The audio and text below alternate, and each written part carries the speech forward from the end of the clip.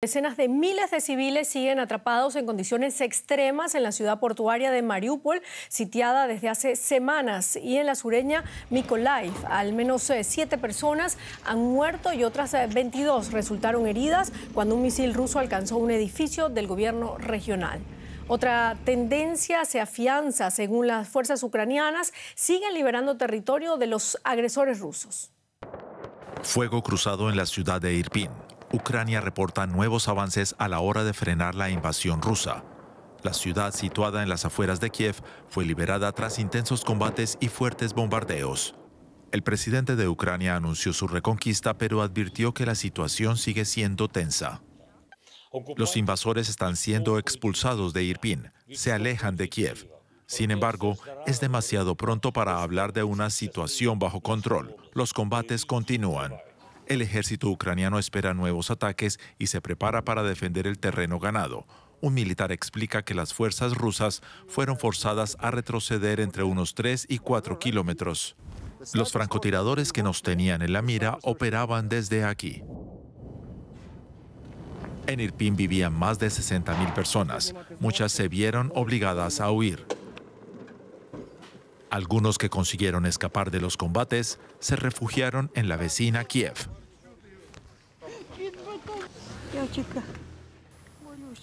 Solo le pido a Dios que nos salve. Rezo cada día por los soldados que nos defienden. Que tengan valor, Dios, que tengan fuerza.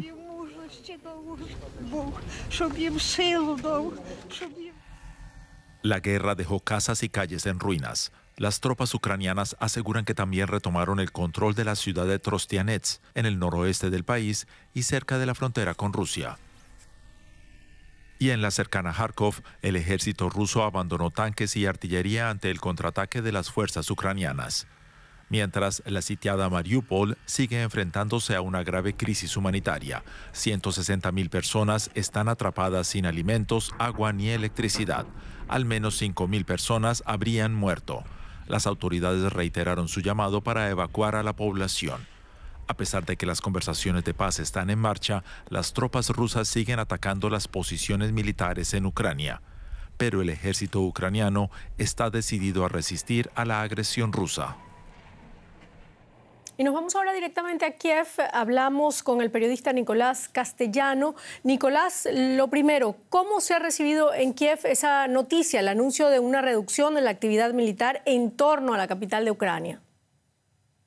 ¿Qué tal? Buenas noches. Pues se ha recibido con mucha cautela, porque después de muchos días de anuncios de ambas partes, de posibles acuerdos, es verdad que este parece un poco más esperanzador, pero muchos vecinos siguen ocultando monumentos, patrimonio histórico por el miedo a una invasión. Otros muchos siguen planeando salir de Kiev y otros pues están muy atentos a los discursos de las delegaciones, a las noticias que han salido rápidamente sobre esa primera reunión, digamos, algo productiva desde el inicio de esta guerra que dura ya más de 30 días. Así que con prudencia, con esperanza algunos de ellos, y por ejemplo hemos conocido a algunos vecinos de Irpin durante todo este mes de guerra que los hemos visto salir, que se habían refugiado en Kiev y en otros sitios como Rivne, más al oeste del país, y que nos preguntan si es seguro volver, etcétera, etcétera. Pero lo cierto es que hasta hace unas horas seguíamos escuchando las detonaciones, las sirenas, y muchos de los habitantes que se han refugiado en Kiev no se plantean a corto plazo volver a su casa. Claro, hay cautela entonces. Antes de esto, el presidente Zelensky hablaba de la expulsión de las tropas rusas de la localidad de Irpin, en el noroeste de Kiev. Tú más o menos lo explicabas. ¿Cuál es tu impresión? ¿Se han apartado realmente las tropas rusas de ciertas posiciones? Tanto Irpin como Brovary, que son el frente norte y el frente este de la capital, eran puntos clave, eran los dos puntos de asedio del ejército ruso para intentar tomar el control de la capital ucraniana. Lo cierto es que en Irpin se ha librado algunos de los combates más duros. Hemos visto algunas de las imágenes más icónicas, como las de ese puente de Ramanov, absolutamente lleno de miles de personas huyendo bajo las bombas, algunas de esas familias muertas bajo las sábanas cuando caían morteros justo al lado de ese puente. Y ahí hemos visto las bombas en los últimos días y las hemos escuchado esta mañana durante la noche, etcétera, etcétera. Por tanto, ¿qué dice el gobierno de Ucrania? Que han conseguido recuperar Irpin.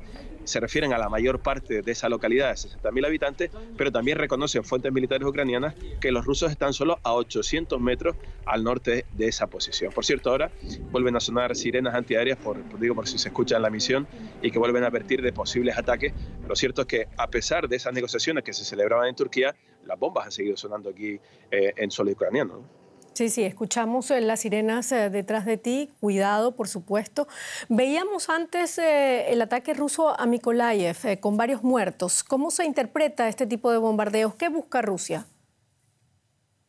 Pues se interpreta con incredulidad, porque tanto el viernes pasado, cuando Rusia anunciaba que iba a cambiar su estrategia de guerra y se iba a centrar en el este del país, y al día siguiente bombardeaba Leópolis, el Lviv, con la presencia de Joe Biden a solo 150 kilómetros en línea recta de esa localidad al oeste de Ucrania, eso es lo que hace que la población pues no acabe de confiar en esos anuncios que puedan llegar de Turquía. Así que mientras se estaban celebrando esos anuncios de posible inicio de acuerdo o entendimiento, se producían esos bombardeos en Mykolaiv y en otras zonas del país. Así que con mucha cautela la gente sigue creyendo que esta guerra va para largo.